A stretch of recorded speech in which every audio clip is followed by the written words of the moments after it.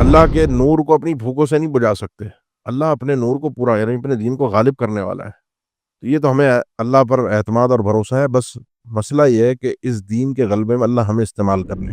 کئی اہل نے ذکر کے ابن تیمیہ نے دی کرنے کہ اگر انسان کئی پریشانیوں میں تکالیف میں گرا ہو, کوئی حل نظر نہ آ رہا ہو, تو استغفار کی کثرت اس کو اللہ کی طرف سے نجات دے دیتی ہے. یہ ایک امان ہوتی ہے اللہ کی طرف سے, ایک گارنٹی ہوتی ہے کہ جب تک نبی موجود ہوتا ہے جب تک عذاب نہیں ہوتا. انبیاء کو نکال کر پچھلی قوموں میں دیکھیں تو انبیاء کو اس بستی سے لوط علیہ السلام کو نکل جانے کا کہا. یونس علیہ السلام جب مایوس ہو گئے انہوں نے کہا اب تو اللہ کا عذاب آنا ہی آنا ہے, اور انبیاء نکل جایا کرتے ہیں, وہ بھی پہلے خاموشی سے نکل گئے لیکن وہ قوم سدھر گئی. اور جتنے مفسرین کو میں نے ساتھ میں پڑھا سب نے یہ لکھا ہے کہ یہ طریقہ کار اللہ نے کسی دین و شریعت اور ملت میں نہیں دیا. ناچ گانے والا انداز جو ہمارے یہاں خاص طور پہ ایک تصوف کے طور پہ داخل ہوا کہ دھمال اور اس ٹائپ کی چیزیں. ما علمت ان الاسلام یجب ما قبلہ یا یہدم ما کان قبلہ, اسلام لانے سے پچھلے سارے گناہ ختم ہو جاتے ہیں. مرتد کو بھی اس میں حکم ہے کہ اگر مرتد بھی اسلام لے آئے گا اس کو بھی بخش دیا جائے گا. یعنی پہلے مسلمان تھا پھر کافر ہو گیا پھر مسلمان ہو جائے تو وہ بھی اسلام اس کا قبول ہے. زندیق جو اسلام کا دشمن ہے وہ بھی اگر بعد آ جائے وہ بھی اسلام لے آئے تو اس کا بھی اسلام قبول ہے. وَلَقَدْ يَسَّرْنَا الْقُرْآنَ لِلذِّكْرِ فَهَلْ مِن مُّدَّكِرٍ. اعوذ باللہ من الشیطان الرجیم, بسم اللہ الرحمن الرحیم. وَإِذَا تُتْلَى عَلَيْهِمْ آيَاتُنَا قَالُوا قَدْ سَمِعْنَا لَوْ نَشَاءُ لَقُلْنَا مِثْلَ هَذَا إِنْ هَذَا إِلَّا أَسَاطِيرُ الْأَوَّلِينَ. سورۃ الانفال آیت نمبر 31. وَإِذَا تُتْلَى عَلَيْهِمْ, اور جب تلاوت کی جاتی ہیں ان کے سامنے ہماری آیات, قالوا, تو یہ کہتے ہیں جواب میں ان آیات کے, قد سمعنا, ہم نے سن لیا ان آیات کو, لو نشاء لقلنا, لو نشاء مشیت سے اگر ہم چاہیں تو لقلنا ہم بھی کہہ دیں, مثل ھذا اس جیسا کلام, اس جیسی باتیں تو ہم بھی بنا کے لا سکتے ہیں. ان ھذا نہیں ہے یہ کلام, یہ گفتگو, الا مگر اساطیر الاولین, اولین اول پہلے سے پچھلے لوگوں کی قصے کہانیاں, اساطیر کہانیوں کو کہتے ہیں. ایک پرانے لوگوں کی قصے کہانیاں جو انہوں نے سیکھ لی ہیں. کل پچھلی آیت میں آپ نے آخری آیت میں ان کے مشرکین کے حوالے سے پڑھا تھا ان کی سازشوں کا, کہ انہوں نے اللہ کے نبی صلی اللہ علیہ وسلم کے خلاف کس قسم کی سازش کی.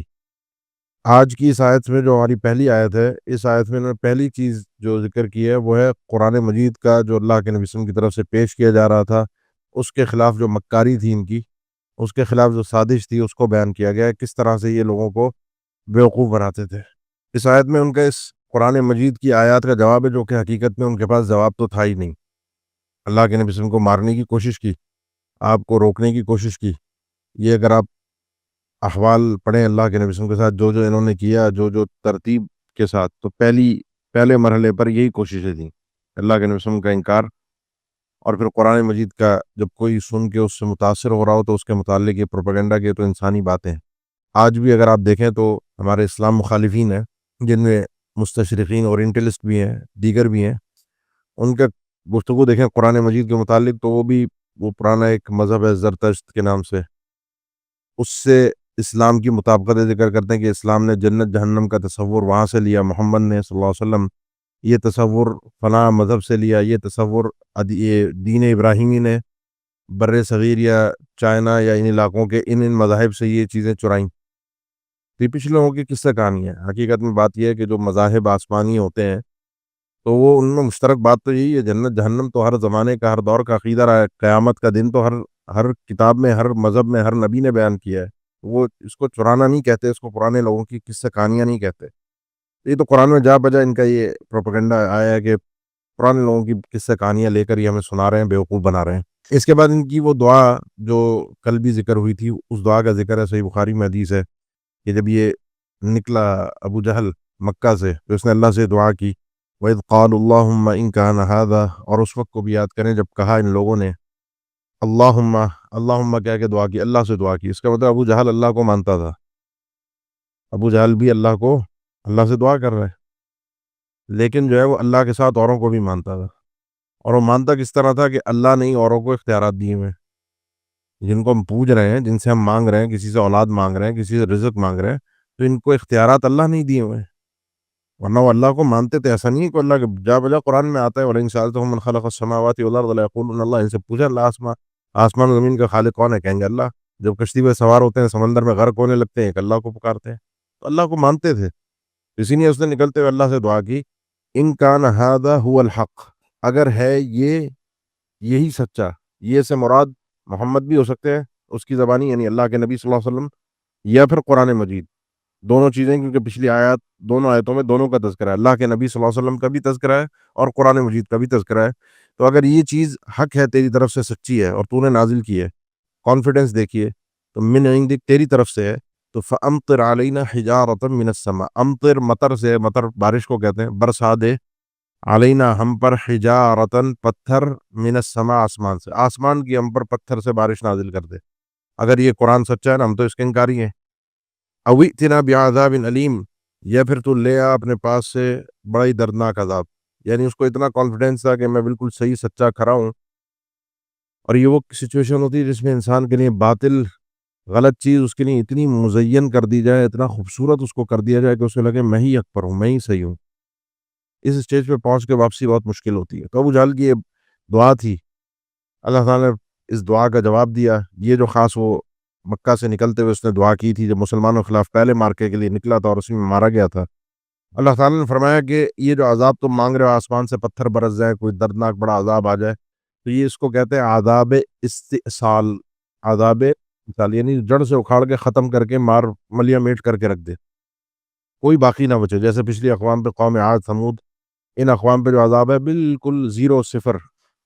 وما کان اللہ، اور نہیں ہے اللہ تعالیٰ، لیعذبہم، کہ عذاب دے ان لوگوں کو، وانت فیہم، اس حال میں کہ آپ ان کے درمیان موجود ہیں۔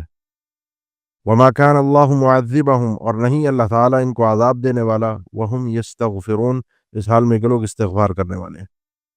دو چیزیں، ایک تو ہے کہ جب تک نبی کسی قوم میں موجود ہوتا ہے عذاب نہیں آتا، تو آپ ایک تو وہاں موجود تھے پہلے مکہ میں، پھر مدینہ بھی آ گئے، تو یہ ایک امان ہوتی ہے اللہ کی طرف سے، ایک گارنٹی ہوتی ہے کہ جب تک نبی موجود ہوتا ہے، جب تک عذاب نہیں آتا۔ انبیاء کو نکال کر پچھلی قوموں میں دیکھیں تو انبیاء کو اس بستی سے لوط علیہ السلام کو نکل جانے کا کہا، یونس علیہ السلام جب مایوس ہو گئے، انہوں نے کہا اب تو اللہ کا عذاب آنا ہی آنا ہے، اور انبیاء نکل جایا کرتے ہیں، وہ بھی پہلے خاموشی سے نکل گئے لیکن وہ قوم سدھر گئی، تو نیک لوگ نکل جایا کرتے ہیں، پھر اس کے بعد یہ عذاب آتا ہے۔ جب مصلحین ہوتے ہیں تو وہ لپیٹ میں عذاب کی نہیں آتے۔ پہلی چیز تو یہ ہے۔ دوسری چیز، مشرکین مکہ کے لیے اللہ تعالیٰ نے فرمایا کہ ان کو یہ جو دعا ہے نا کہ عذاب آسمان سے پتھر برس جائے اور ملیا میٹ ہو جائے، تو ان میں استغفار کرنے والے لوگ ہیں۔ وہ کون ہیں؟ جو مومن ہوتے رہتے ہیں۔ استغفار کا مطلب توبہ کرنے والے۔ ان میں سے بہت سے ایسے ہیں جن کے مقدر میں اللہ نے ایمان لکھا ہے، یعنی ابو سفیان تک رضی اللہ تعالیٰ عنہ آخر میں جا کے اسلام لے آئے تھے۔ اسلام کے خلاف آگے بھی آئے گا، بڑی انہوں نے پیش قدمی کی اسلام کے خلاف، بہت نقصان پہنچایا۔ ابو جہل مارا گیا، اور بھی بہت سے، امیہ ابن خلف مارا گیا، لیکن بہت سو کو استغفار، تو یہ جب عذاب استحصال آتا ہے یعنی بالکل ختم کرنے والا، تو اس میں سب لپیٹ میں آ جاتے ہیں۔ بہت سے لوگوں کے مقدر میں تو ایمان ہے، وہ استغفار کرنے والے ہیں۔ یہ تو تھی ان کے لیے، ہمارے لیے بھی ہے۔ اب ہمارے لیے اللہ کے نبی صلی اللہ علیہ وسلم کا وجود تو نہیں ہے، وہ اللہ کے نبی صلی اللہ علیہ وسلم کی برکت ہے کہ آپ کے وجود سے اللہ کا عذاب نہیں آئے گا۔ لیکن جو دوسری چیز ہے، پہلی چیز تو اب موجود نہیں ہے، دوسری چیز جو ہے وہ استغفار۔ اس لیے بکثرت کئی اہل نے ذکر کے، ابن تیمیہ نے دی کرنے، کہ اگر انسان کئی پریشانیوں میں، تکالیف میں گرا ہوا ہو، کوئی حل نظر نہ آ رہا ہو، تو استغفار کی کثرت اس کو اللہ کی طرف سے نجات دے دیتی ہے۔ کیونکہ گناہوں، اپنا عذاب کی وجہ گناہ ہے، عذاب کی وجہ گناہ ہے، اور گناہوں کا سد باب استغفار سے ہو جاتا ہے، وہ معافی ہو جاتی ہے۔ یہ تو اللہ نے اپنا قانون ذکر کر دیا۔ اس کے بعد اللہ تعالیٰ نے بتایا کہ یہ عذاب، یہ نہ سمجھے کہ ان پر نہیں آ رہا تو یہ اس بات کے اہل ہیں کہ ان کو عذاب نہ دیا جائے، یہ صحیح لوگ ہیں، حق پر ہیں۔ تو اگلی آیت میں اللہ تعالیٰ نے اس چیز کو ذکر فرمایا کہ وما لہم، اور کیا ہے ان کے لیے، اللہ یعذبہم اللہ، کہ نہیں عذاب دے اللہ تعالیٰ ان کو، مطلب ان میں کون سی ایسی خوبی ہے کہ ان کو عذاب نہ دیا جائے۔ ان کے جرائم واقع اللہ تعالیٰ نے گنوائے اگلی آیات میں کہ یہ ان کے جرائم ہیں، یہ عذاب کے مستحق ہیں حقیقت میں، لیکن اللہ کی مشیت کچھ اور ہے، وہ حکیم ہے، وہ حکمت کے ساتھ اس کے فیصلے ہوتے ہیں، اس میں جلد بازی نہیں ہوتی۔ انہوں نے عذاب تو کئی جگہ پہ مانگا، وَيَسْتَعْجِلُونَ بِالْعَذَابِ قرآن میں کئی جگہ پر ہے، یہ عذاب کی جلدی مچاتے ہیں کہ جلدی ہم پہ کوئی عذاب آ جائے، اگر آپ سچے ہو تو ہم پر عذاب لے آؤ۔ اللہ کے رسول کو کئی دفعہ چیلنج کیا، اللہ نے فرمایا یہ اس کا ایک وقت مقرر ہے، وَلَوْلَا أَجَلٌ مُّسَمًّى لَجَاءَهُمُ الْعَذَابُ، اگر وقت مقرر نہ ہوتا تو ان کے مانگنے پر ابھی عذاب آ جاتا۔ تو اللہ نے اپنی حکمت سے، تدبیروں سے ان سب چیزوں کو طے کیا ہے، لیکن عذاب کے مستحق ہیں یہ۔ اب ان کے جرائم سنیں، یہ کیوں نہ ان کو اللہ تعالیٰ عذاب دے۔ وَهُمْ يَصُدُّونَ عَنِ الْمَسْجِدِ الْحَرَامِ، اس حال میں کہ یہ لوگ صد کرتے ہیں۔ صد اردو میں بھی استعمال ہوتا ہے بند کے معنی میں، بند باندھنا، کسی چیز کو روکنا، رکاوٹ ڈالنا۔ تو صد عن المسجد الحرام، یہ لوگ لوگوں کو مسجد حرام سے روکتے ہیں جانے سے۔ وما كانوا اولیاء، اور یہ اس کے اولیاء نہیں ہیں۔ پیچھے بھی آپ نے سورہ بقرہ میں پڑھا، ومن اظلم ممن منع مساجد اللہ، اس سے بڑا ظالم کون ہوگا جو لوگوں کو اللہ کی مسجد میں داخل ہونے سے روکے، جس کی ایک تفسیر یہی تھی کہ اس سے مراد مشرکین مکہ ہیں جنہوں نے اللہ کے رسول کو مسجد میں داخل ہونے نہیں دیا تھا، مسجد حرام۔ اور مکہ میں رہتے ہوئے بھی یہی ان کی کوشش ہوتی تھی، بلکہ بیچ میں کافی وقت تک انہوں نے پابندی لگا کے رکھی، سیدنا ابوبکر صدیق تک پہ پابندی لگائی کہ یہ اپنی نمازیں، اپنی عبادات اپنے گھر میں کریں گے، یہاں کھلے عام آ کے عبادات یا قرآن کی تلاوت نہیں کر سکتے مسجد حرام میں۔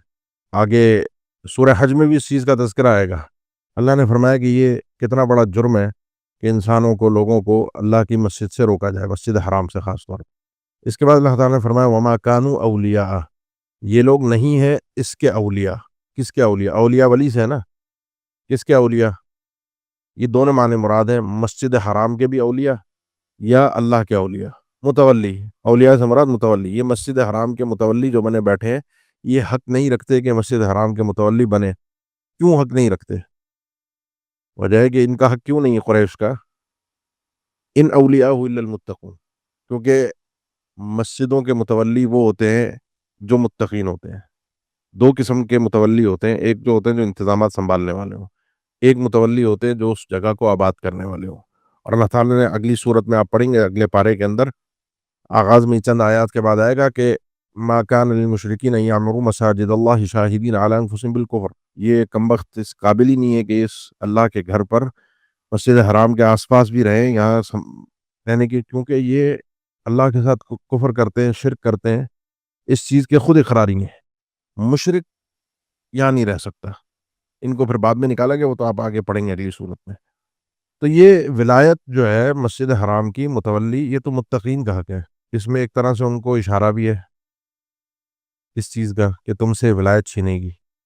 بدر کے موقع پر ہی یہ ان کو بتا دیا تھا کہ ولایت تمہارے پاس مستقل اب نہیں رہے گی، لیکن اللہ نے فرمایا وَلَٰكِنَّ أَكْثَرَهُمْ لَا يَعْلَمُونَ، لیکن کی اکثریت اس چیز کو نہیں جانتی کہ اللہ کے مسجد حرام کی، اللہ کے گھر کی ولایت متقین کے پاس ہوتی ہے۔ ان کی اکثریت کو علم نہیں ہے، سمجھ نہیں پا رہے۔ تو یہ ایک تو مسجد حرام کی ولایت کا ان کے پاس اس نوعیت کی ہے کہ اللہ کے گھر میں مرضی سے کوئی آئے گا اور مرضی سے کوئی نہیں آئے گا، یہ اس قابل ہے؟ ان پر تو اللہ کا عذاب آنا چاہیے، یہ تو عذاب کے مستحق ہے، لیکن پھر بھی اللہ نے ان کو کیوں عذاب نہیں دیا، اس کی وجہ ہم پچھلی آیت میں پڑھا ہے۔ دوسری وجہ کہ یہ عذاب کے مستحق ہیں، اس کی وجہ کیا ہے؟ وما كان صلاتهم عند البيت، اور نہیں ہے ان کی صلات، ان کی نماز، ان کی عبادت، ان مشرکین کی، عند البیت، اس مسجد حرام بیت اللہ کے پاس، الا مگر مکاء و تصدیہ، مکاء کہتے ہیں منہ سے نکلنے والی سیٹی ٹائپ کی آوازیں، سیٹیاں جو ہوتی ہیں نا، منہ سے انسان جو سیٹی بجاتا ہے، کچھ بھی اور منہ سے ساؤنڈ وغیرہ نکالتا ہے، و تصدیہ، اور ہاتھوں کی آوازیں جن کو تالیوں کی صورت میں بیان کیا جاتا ہے، ملنگ ٹائپ تصور۔ یہ بیت اللہ کی ایک تو عبادت، طواف بھی ننگے ہو کر کرتے تھے، اور وہاں پر عبادت کے دوران عبادت ہے ان کی، دھمال، سیٹیاں، یہ سب کچھ کرنا۔ اور جتنے مفسرین کو میں نے شاید میں پڑھا، سب نے لکھا ہے کہ یہ طریقہ کار اللہ نے کسی دین و شریعت اور ملت میں نہیں دیا۔ ناچ گانے والا انداز جو ہمارے ہاں خاص طور پہ ایک تصوف کے طور پہ داخل ہوا کہ دھمال اور اس ٹائپ کی چیزیں، یہ چیز ہندوؤں کے اندر بطور عبادت کے ہے۔ ناچنا، کتھک ٹائپ کے جو ان کے ڈانس ہوتے ہیں، وہ عبادت ہوتی ہے جو اپنے بتوں کے لیے کرتے ہیں۔ یہ حقیقت میں شیطان کی ترویج ہے، عبادت کے نام پر جو شیطانی کھیل ہے اس کو عبادت کے نام پر رچا بسا دیا گیا ہے۔ تو یہ ان کا دوسرا جرم ہے۔ اصل میں یہ وہ اسباب بھی ہیں کہ ان کے اوپر جو بدر میں پکڑ ہوئی، بدر کے اندر جو ان کو اللہ کی طرف سے جو سزا ملی، جو شکست سے دو چار ہوئے، اس کی بھی وجوہات یہاں بیان ہو رہی ہیں، اور آگے بھی جہاں جہاں شکست ہوتی رہے گی ان سب کی وجوہات ہیں کہ اللہ کے دشمن ہیں، اللہ کے ساتھ شرک کیا ہے۔ وما كان صلاتهم عند البيت الا مكاء وتصديا، عبادت یہ کرتے ہیں بیت اللہ کے نزدیک، اوپر سے عبادت بھی اللہ کی اس انداز میں کرتے ہیں، اور غیر اللہ کی بڑی عاجزی کے ساتھ کرتے ہیں۔ بتوں کو جب پوچھتے ہیں مانگتے ہیں تو بڑا عاجزی اور انکساری کے ساتھ، اللہ کی کرتے ہیں تو دھمال موج مستی ہوتی ہے، ناچ گانا۔ فذوقوا العذاب، لہذا اب عذاب کا مزہ چکھو، بما کنتم تکفرون، بسبب اس چیز کے جو تم کفر کرتے تھے۔ وہ عذاب استیصال تو نہیں آیا جو جڑ سے اکھاڑ دے، ملیا میٹ کر دے، زیرو کر دے ان کی زمین کو، ایسا عذاب تو ان پر نہیں آیا، لیکن یہ چھوٹے چھوٹے عذاب تو ان پر آتے رہے، کبھی بدر میں، کبھی احد میں، احزاب میں الگ ان کو ذلت کا سامنا کرنا پڑا، اور احزاب کے بعد تو پورا سینیریو چینج ہو گیا، اس کے بعد تو حالات ہی چینج ہو گئے تھے، اور چند سالوں کے اندر اندر مکہ سے ان کا نام و نشان ختم ہو گیا تھا۔ وہ عذاب تو ملا ان کو، لیکن وہ جو عذاب یہ مانگ رہے تھے وہ اللہ نے بتایا کہ ملا تو نہیں ہے، لیکن حقدار تم پورے پورے تھے۔ اس کے بعد اگلی آیت میں اللہ تعالیٰ نے ذکر فرمایا کہ یہ ہٹ درمیاں ان کی گنواتے ہوئے تیسری چیز کہ بیت اللہ میں آنے نہیں دیتے، بیت اللہ میں عبادت اس طرح کرتے ہیں، پھر ان کی مالی عبادات کا اور بیت اللہ سے روکنے کا مزید طریقہ کیا کیا تھا۔ ایک تو تھا نا فزیکلی روکنا، خود کھڑے ہوئے سامنے ہم نہیں آنے دے رہے، ایک روکنے کے لیے دوسرے راستے بھی استعمال کرتے تھے، اور اپنی مالی صلاحیتوں کو، مال جو اللہ نے عطا کیا اس کو کس انداز میں خرچ کرتے تھے وہ بھی اللہ تعالیٰ نے ذکر فرمایا۔ ان الذین کفروا، یقیناً وہ لوگ جنہوں نے کفر کیا، ینفقون اموالہم، وہ اپنے مالوں کو خرچ کرتے ہیں۔ کیوں خرچ کرتے ہیں؟ لیصدوا عن سبیل اللہ، تاکہ وہ روک دیں اللہ کے راستے سے۔ وہ اس لیے اپنے مالوں کو خرچ کرتے ہیں تاکہ وہ اللہ کے راستے سے لوگوں کو روک دیں۔ پہلے اوپر تھا فزیکلی روکنا، یہاں پر مالوں کے ساتھ۔ اور یہ اہل تفسیر نے ذکر کیا ہے کہ یہاں سے ابھی ذلیل و خوار ہو کے گئے بدر سے، تو وہاں پر وہ جو تجارتی قافلہ بچ بچا کے نکلا تھا ابو سفیان کی قیادت میں، وہاں جا کر ان کے جو مارے گئے زخمی اور بڑے ذلت کے ساتھ ہے، تو انہوں نے کہا اس کا جو پروفٹ ہے نا، اب یہ کیونکہ ہم تم لوگوں کو بچانے آئے تھے، تو وہ دوبارہ اس معاملے پہ خرچ کیا جائے تاکہ ہم جا کر جو ہے نا بدلہ لیں ان مسلمانوں سے جو ہمارے ذلیل ہوئے ہیں، ہم سب کے سامنے ہمارے رشتہ دار، باپ دادا بھائی چچا تایا، یہ رشتہ دار سارے مارے گئے، اور ہم نکلے تھے تمہارے اس مال کی حفاظت کے لیے، تم تو بچ گئے، ہم مارے گئے، لہذا ہماری یہ ذلت کا جواب دینا ہے، اس کے لیے آپ کو مالی مدد کرنی پڑے گی۔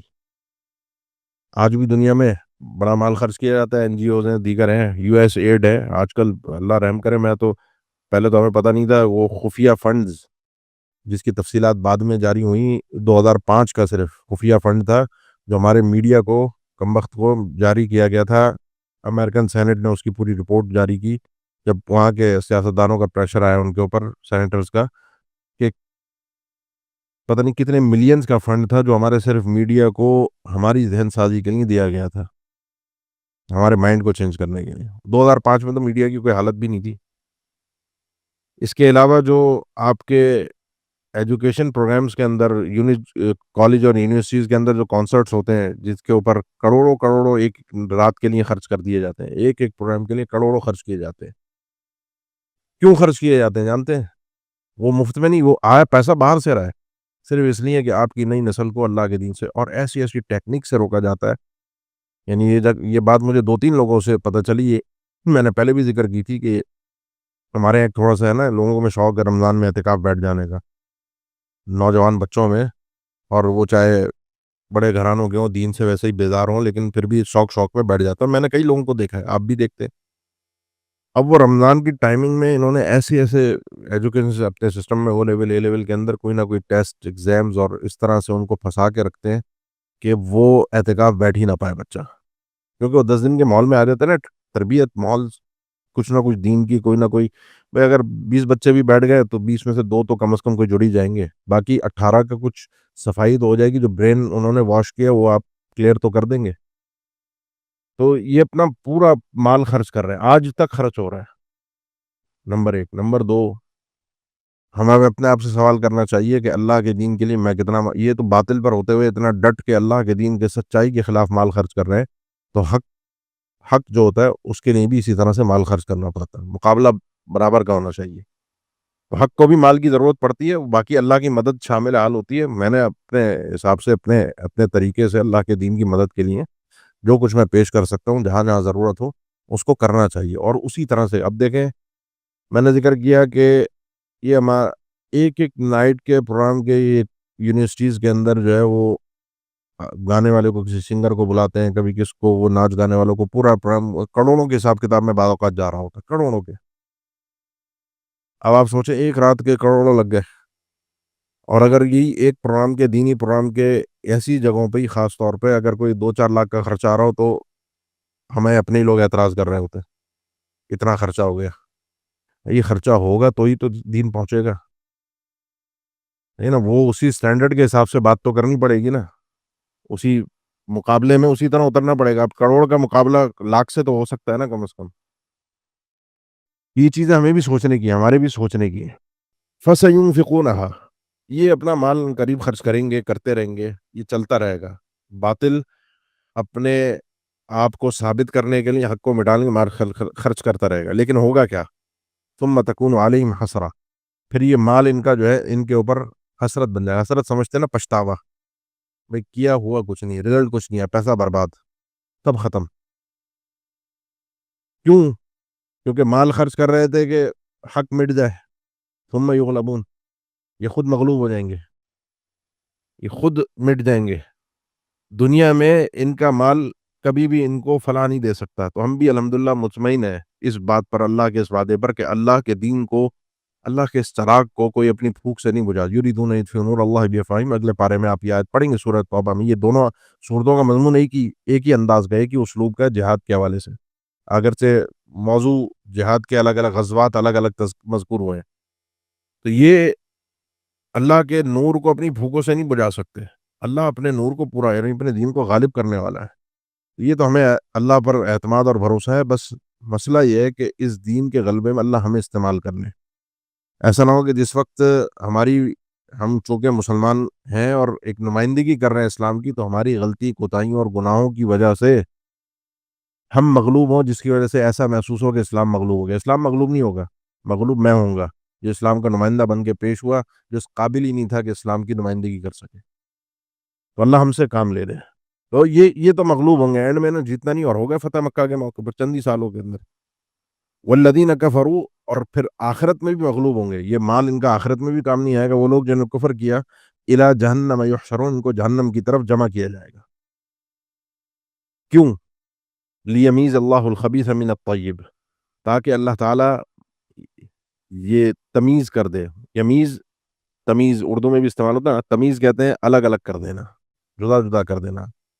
اللہ تعالیٰ خبیث کو طیب سے الگ کر دے، خبیث گندے، طیب پاک، اچھے لوگوں کو برے لوگوں سے الگ الگ کر دے۔ کیسے؟ اس کے دو معنی ہیں۔ کل قیامت کے دن جہنم میں اللہ تعالیٰ ڈالنے کے لیے، جو قرآن مجید کی آیت بھی ہے سورہ یاسین میں، وامتاز الیوم ایھا المجرمون، اے مجرموں الگ الگ ہو جاؤ، مومنوں سے ہٹ جاؤ، تم نے جہنم میں جانا ہے، مومنوں جنت میں جانا ہے۔ اللہ جدا کر دے گا ان کو کل قیامت کے۔ تو دوسرا اس کا معنی ہے، یہ جو مال یہ خرچ کر رہے ہیں، جس کے ذریعے سے یہ اسلام کو مغلوب کرنا چاہتے ہیں، اسلام کے خلاف سازش چاہتے ہیں، تو اللہ اس سازش کو کسی حد تک کامیاب بھی ہونے دے گا۔ اور اس کی کامیابی میں ایک حکمت یہ ہوگی تاکہ مومنین، ایمان کا دعویٰ کرنے والوں میں کھرے اور کھوٹے کو الگ الگ تو کیا جا سکے۔ لیمیز اللہ الخبیث من الطیب، پھر اس میں مومن اور منافق مراد ہیں، دو معنی ہیں۔ ایک میں خبیث اور طیب سے مراد کافر اور مومن ہے، اور معنی آخرت کا ہے۔ اور دوسرا معنی ہے دنیا کے اندر جو یہ مال خرچ کر رہے ہیں مسلمانوں کے اوپر غلبہ پانے کے لیے، حق کو مٹانے کے لیے، وہ کسی نہ کسی حد تک، کسی نہ کسی سٹیج پہ ہوتا رہے گا۔ اور اس میں حکمت یہ ہوگی کہ اللہ تعالیٰ مومنوں کا ایمان بھی چیک کرے گا کہ کون پکا سچا مومن ہے۔ جو کئی ایک جہاد کی آیات آپ نے پیچھے بھی پڑھی ہیں، آگے بھی آئیں گی، جس میں بار بار اللہ نے ذکر کیا ہے کہ وَلِيُمَحِّصَ اللَّهُ الَّذِينَ آمَنُوا وَيَمْحَقَ الْكَافِرِينَ، تمحیص کرتا ہے اللہ، چھانٹی کرتا ہے۔ پکے سچے مومن ایک طرف ہو جاتے ہیں جب یہ آزمائشیں آتی ہیں نا، کیونکہ میٹھا میٹھا تو چلتا رہتا ہے، جب آزمائش کا اور کڑوے کڑوے کا وقت آتا ہے نا، بہت سے لوگ نکال کے باہر سائڈ پہ ہو جاتے ہیں، جو پکے مومن نہیں ہوتے۔ تو یہ دونوں معنی اپنی جگہ پر، اس آیت کے اس حصے کے اپنی اپنی جگہ پر درست ہیں۔ لیمیز اللہ الخبیث، تاکہ اللہ تعالیٰ تمیز کر دے خبیث کی طیب سے، کل قیامت کے دن کافروں کو الگ کر دے اور مومنین کو الگ کر دے۔ وَيَجْعَلَ الْخَبِيثَ بَعْضَهُ عَلَى بَعْضٍ، اور پھر بنا دے خبیث کو، یعنی کافروں کو، بَعْضَهُ عَلَى بَعْضٍ، ان کے کچھ کو کچھ کے اوپر، ان کو یعنی اکٹھا کر دے کافروں کو، سارے کافر، پرانے دور کے، آج کے دور کے، چھوٹا کافر، بڑا کافر، سارے منافق سب اکٹھے ہو جائیں، فیرکمہ جمیعاً، اور پھر اللہ تعالیٰ ان کو ایک دوسرے کے اوپر گتھم گتھا کر دے۔ رقم یرکم کہتے ہیں کسی چیز کو ایسے مکس کر کے ایک کے اوپر ایک چڑھا کے رکھ دینا، ان سب کو اس طرح سے گتھم گتھا کر دے، فیجعلہ فی جہنم، اور ان کو جہنم میں ڈال دے۔ یہ دو چیزیں ہیں، ایک نہیں ہے۔ پہلے اللہ ان کو اکٹھا کرے گا سب کو، اور پھر یہ جو گتھم گتھا کرے گا جہنم کے اندر اس طرح سے جیسے وہ گٹھری بنا کے کوئی چیز بے وقت کر کے ڈال دی جائے، یہ بھی ایک ذلت کا عذاب ہے۔ جس انداز میں جہنم میں یہ رہیں گے، پھینکا جائے گا، جس انداز میں ان کو ڈالا جائے گا، وہ بھی ایک ذلت آمیز سلوک ہوگا۔ تو دو چیزوں کا تذکرہ ہے۔ یہ کیا فائدہ ہوا اس پیسے کے خرچ کرنے کا؟ جیت تھی تو جیت کہاں ملی؟ دنیا میں مغلوب ہو گئے، اور آخرت تو تمہاری ہے ہی نہیں۔ آخرت میں تو اس انداز کی ذلت تمہیں ملے گی۔ اولئک هم الخاسرون، یہی لوگ خسارے میں۔ خسارہ کیسا ہوا آپ نے دیکھ لیا۔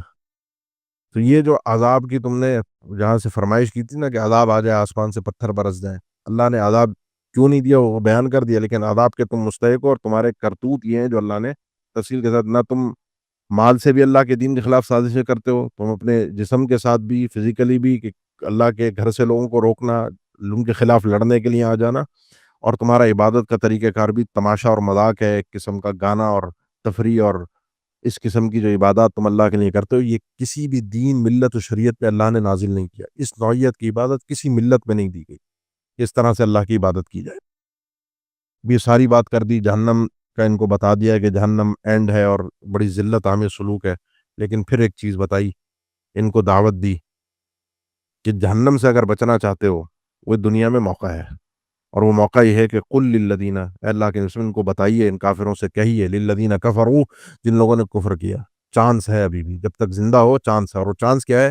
ان ینتہوا، اگر یہ رک جائیں اپنے اس کفر سے، بعد آ جائیں، تو یغفر لہم ما قد سلف، ان کے جتنے پچھلے گناہ، ما قد سلف، سلف کہتے ہیں جو گزر گیا، پہلے بھی یہ لفظ گزرا تھا نا، فخلف من بعدہم خلف، میں نے وضاحت سلف، سلف اور خلف، خلف سلف جو گزر گیا، تو جو گزرے ہوئے ان کے سارے گناہ ہیں، یغفر لہم، ان کے بخش دیے جائیں گے اگر یہ باز آ جائیں۔ تو یہ جو اللہ کے خلاف سازشیں، کتنے بڑے بڑے جرائم ہیں جن میں ابو سفیان تھے نا، یغفر لہم ما قد سلف، وہ باز آ گئے، یغفر لہم ما قد سلف۔ اب کسی پرانے ان کے گناہ کی نہ سزا ہے، نہ ان کے خلاف کوئی بات کی جا سکتی ہے کہ یہ تو ایسا تھا اور یہ تو ایسا تھا، اس نے اسلام کے خلاف یہ سازشیں کی، یہ اب بولنے کی ضرورت نہیں ہے کسی میں، کیونکہ یغفر لہم، اللہ نے بخش دیے۔ جب کلمہ پڑھ لے انسان تو اللہ بخش دیتا ہے۔ تو ان میں سے بہت سے ایسے ہوئے بھی جو بچے بھی، معاف بھی کیے گئے، اور کچھ نہیں بھی کیے گئے۔ یہ جو آیت ہے، اس آیت میں پڑھ رہا تھا تو اہل علم نے کوئی 20 مسئلے اس آیت سے صرف اس ٹکڑے سے استنباط کیے۔ یہ تو نبی صلی اللہ علیہ وسلم کا فرمان ہے نا، سیدنا عمر ابن عاص کے لیے، جب وہ اسلام لا رہے تھے، تو اسلام لاتا تھا، ہاتھ پیچھے کر لیا، کہا ایک شرط ہے، شرط پہ اسلام لاؤں گا۔ اور شرط کیسی اسلام لانے کے لیے؟ فرمایا کہ وہ پیچھے کے کام بڑے خراب کیے ہیں، تو شرط یہ ہے کہ اسلام لاؤں گا تو سارے معاف ہونے چاہیے۔ آپ نے فرمایا تمہیں نہیں پتا یہ بات ہے، ان الاسلام ما علمت ان الاسلام یجب ما قبلہ یا یہدم ما کان قبلہ، اسلام لانے سے پچھلے سارے گناہ ختم ہو جاتے ہیں۔ اس آیت سے، اس حدیث سے علم نے ذکر کیا ہے کہ بندہ اگر اسلام لے آئے تو نہ کسی حقوق اللہ کی پوچھ ہوگی، نہ کسی حقوق العباد کی پوچھ ہوگی، پچھلے جتنے گناہ ہیں سب بخش دیے جائیں گے، کیونکہ اللہ نے فرمایا سب بخش دیے جائیں گے کفر سے اسلام لانے کا۔ اور مرتد کو بھی اس میں حکم ہے کہ اگر مرتد بھی اسلام لے آئے گا اس کو بھی بخش دیا جائے گا، یعنی پہلے مسلمان تھا، پھر کافر ہو گیا، پھر مسلمان ہو جائے تو وہ بھی اسلام اس کا قبول ہے۔ زندیق جو اسلام کا دشمن ہے، وہ بھی اگر بعد آ جائے، وہ بھی اسلام لے آئے تو اس کا بھی اسلام قبول ہے۔ اور بھی بہت سارے مسائل گہرے گہرے اہل علم کے استنباط ہیں، جس کا ابھی تفصیل کا وقت نہیں ہے، تو بڑی مزیدار یہ آیت ہے۔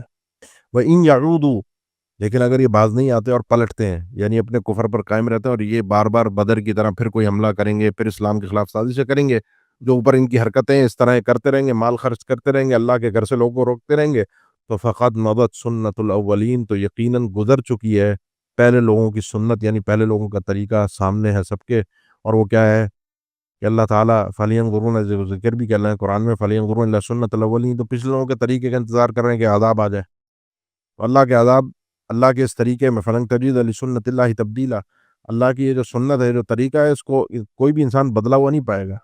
پھر جب عذاب آتا ہے تو بہت سے جو ان میں سے مارے گئے مشرکین میں سے، وہ سب تباہ و برباد ہو گئے، آخرت ان کی ختم ہو گئی۔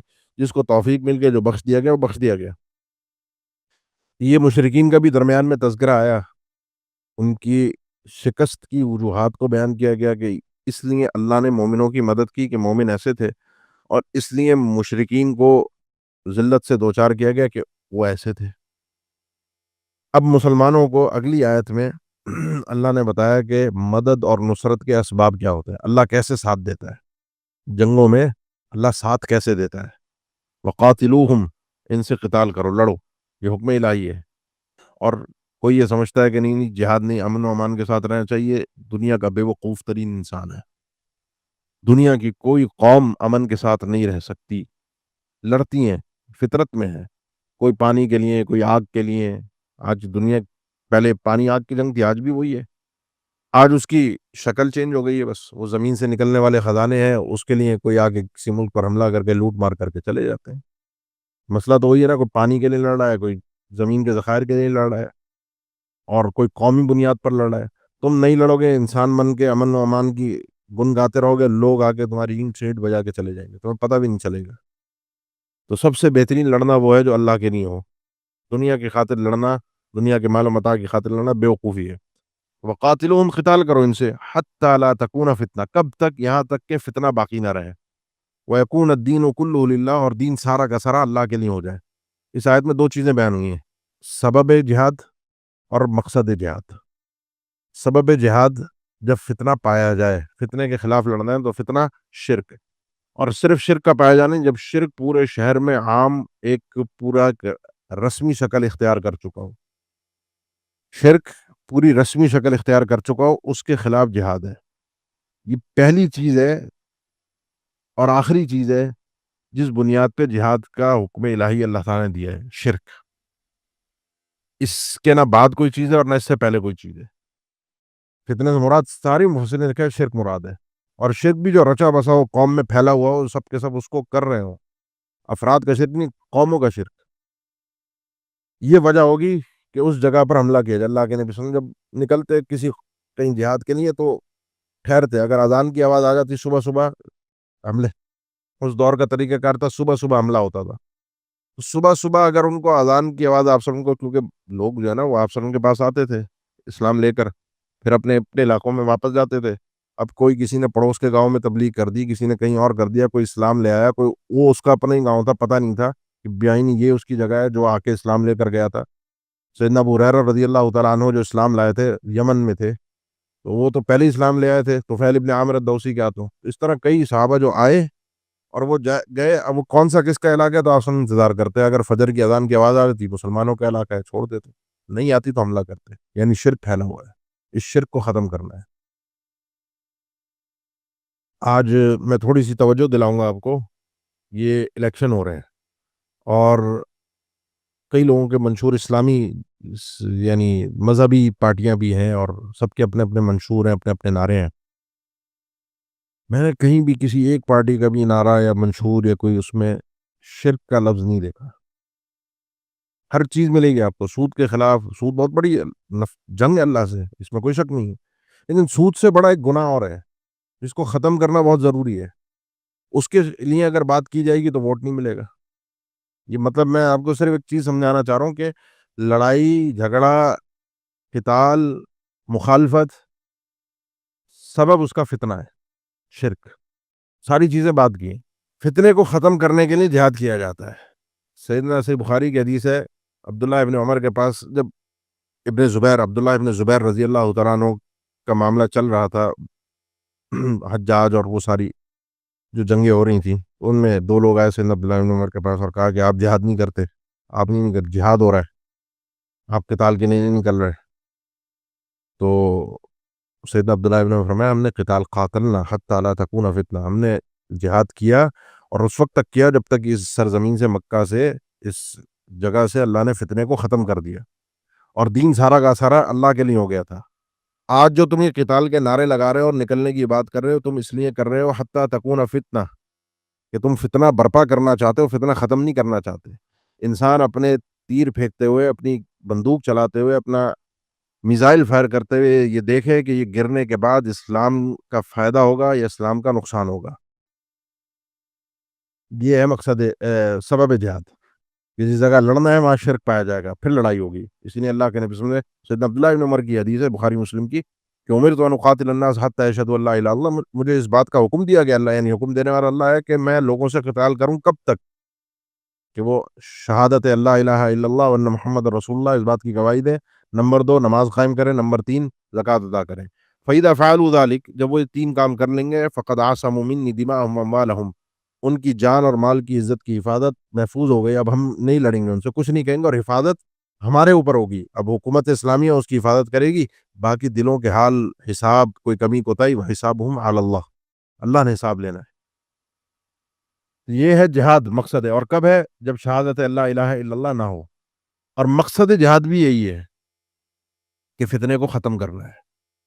جو نبی صلی اللہ علیہ وسلم سوال ہوا، کوئی دنیا کے، کوئی حمیت کے، کوئی ایکس وائی زیڈ 20 چیزیں ہیں، تو کس لیے لڑنا؟ کون سا لڑنا؟ اللہ کی راہ میں، فی سبیل اللہ کون سا ہے؟ آپ صلی اللہ علیہ وسلم قاتل لتکون کلمۃ اللہ، اللہ کا جھنڈا بلند ہو، اللہ کا کلمہ بلند ہو، اللہ کے دین کے لیے لڑ رہا ہے، فہو فی سبیل اللہ. اور لڑنا کب تک ہے؟ لڑنا اس وقت تک ہے جب تک فتنہ باقی نہ رہے. فتنہ کے ختم ہوئے بغیر تولی یوم الزحف نہیں ہونا چاہیے، میدان جہاد سے بھاگنا اور فرار نہیں ہونا چاہیے. یہ آیت جو ہے وہ سارے قضیے کو سمیٹ رہی ہے، یہاں مسلمانوں کو تنبیہ کر رہی ہے. دیکھو بدر میں آئے، کس لیے آئے، یہ بات ذہن میں رکھنا. آگے بھی جو لڑو گے کس لیے لڑو گے، یہ بات ذہن میں رکھنا. اپنی وجہ بھی ذہن میں رکھو، اپنا مقصد بھی ذہن میں رکھو، اور کب تک لڑنا ہے وہ بھی ذہن میں رکھو کہ وَيَكُونَ الدِّينُ كُلُّهُ لِلَّهِ، کوئی دین باقی نہ بچے سوائے اللہ کے. اور یہ کب ہوگا؟ یہ بالکل اینڈ میں جا کے ہوگا، کہ جب جو ہے وہ عیسیٰ علیہ السلام دجال کو قتل کر دیں گے، اور اس کے بعد صرف اور صرف اللہ کا ایک ہی دین باقی بچے گا. اسی لیے علم میں لکھا ہے کہ جو اللہ کے نبی صلی اللہ علیہ وسلم کا فرمان ہے کہ اللہ تعالیٰ نے مجھے جہاد دے کر بھیجا ہے، اور جہاد منذ ما بعثنی اللہ، جب سے مجھے اللہ تعالیٰ نے بھیجا ہے، والجہاد ماض، جہاد جاری ہے، جہاد چلے گا قیامت تک. وہ قیامت تک سے مراد یہ عیسیٰ علیہ السلام کا زمانہ ہے. عیسیٰ علیہ السلام کے فیکون الدین کلہ للہ، جہاد ختم ہو جائے گا. اس کے بعد جو بگاڑ آئے گا اس میں کوئی حق پر ہوگا ہی نہیں، وہ تو پھر قیامت ہی قیامت ہے اس کے بعد. تو فَإِنِ انتہوا، اگر یہ کسی بھی لمحے رک جائیں گے، باز آ جائیں گے قتال کے دوران، بعد میں، پہلے، فَإِنَّ اللَّهَ بِمَا يَعْمَلُونَ بَصِيرٌ، تو یقین اللہ تعالیٰ جو کچھ یہ عمل کر رہے ہیں ان کو اچھی طرح سے دیکھنے والا ہے. دلوں کا حال اللہ پر ہے. کوئی زبان سے کلمہ پڑھ دے گا تو یہ باز آ جائے گا، پھر اس کے خلاف قتال نہیں ہوگا. کلمہ گو کے خلاف لڑائی نہیں ہوتی. کلمہ پڑھنے کے خلاف، موحد کے خلاف، اللہ کے حق کو بیان کرنے والے کے خلاف لڑائی نہیں ہوتی. یہ سیدنا اسامہ کی حدیث میں نے آپ کو 5ویں پارے میں بھی ذکر کی تھی، سورہ نساء کی تفسیر میں. یا ایھا الذین آمنوا لا تقولوا لمن لست مؤمنا تبتغون عرض الحیات الدنیا. تو وہ وہاں پر بتایا تھا میں نے سیدنا اسامہ بن زید کی حدیث کہ وہ غزوے میں تھے، اور انہوں نے تلوار، وہ اپنا نیزہ ان کے ہاتھ میں تھا، اور نیچے بندہ تھا، بس اس نے نمٹ جانا تھا. اس نے کلمہ پڑھا، اور کہتے کلمہ پڑھنے کے بعد میں نے اس کو نپٹا دیا. اللہ کے رسول کو آ کے بتایا تو حسن کلمہ پڑھ دیا، پھر تم نے قتل کیا. میں کہا اللہ کے نبی کلمہ تو اس لیے پڑھ رہا تھا تاکہ وہ میرے سوار سے بچ جائے. آپ نے تھوڑا دل چیر کے دیکھا تھا کیا کہ وہ کلمہ اس نے اس لیے پڑھا ہے.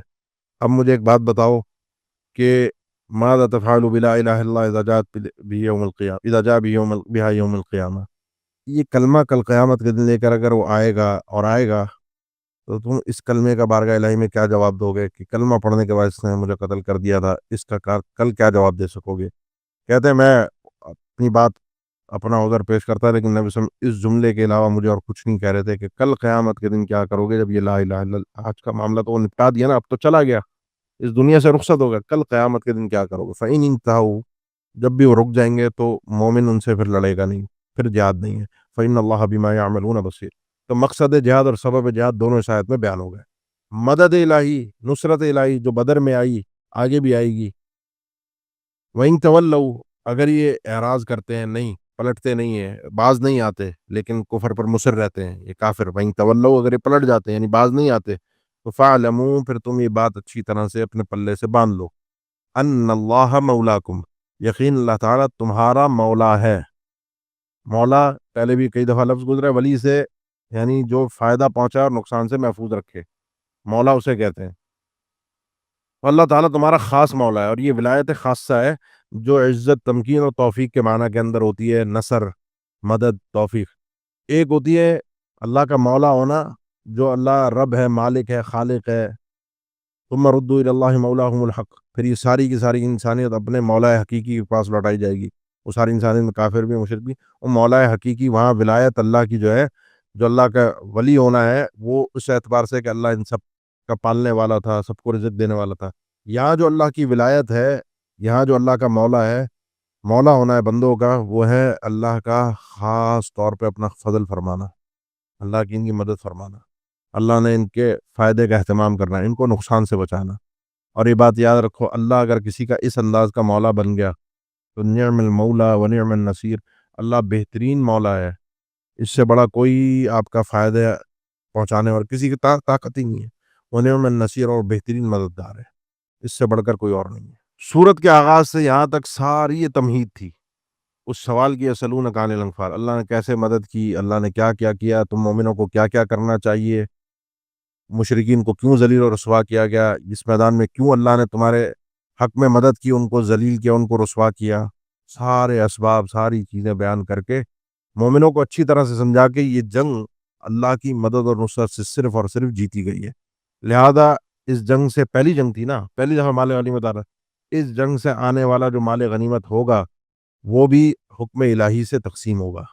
اور وہ حکم الہی اگلے پارے کی پہلی آیت ہے جو انشاءاللہ آپ کل آغاز کریں گے اللہ کی توفیق سے.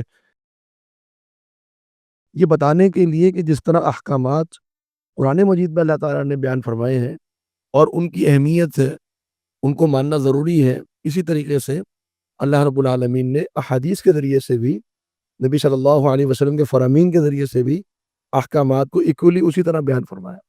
اس کی بھی اتنی ہی اہمیت ہے کہ جہاد جو ہے وہ ایک اوپن معاملہ نہیں ہے کہ میں جیسے چاہوں جنگ کر لوں یا میں جیسے چاہوں جہاد کر لوں. نہیں، جہاد ایک عبادت ہے، اور عبادت کے کچھ اصول و ضوابط ہوتے ہیں جو شریعت نے بیان کی. یہ ایسا ہوتا ہے، اللہ رب العالمین اہل ایمان کو ایسی بصیرت دے دیتا ہے، یہ ایک ایسا جذبہ دے دیتا ہے کہ جس کی بنیاد پر اس کو دشمن سے خوف محسوس نہیں ہوتا. اس کو ان کے ہتھیاروں سے، ان کی سازشوں سے، ان کے چہروں سے دیکھ کر خوف محسوس نہیں ہوتا.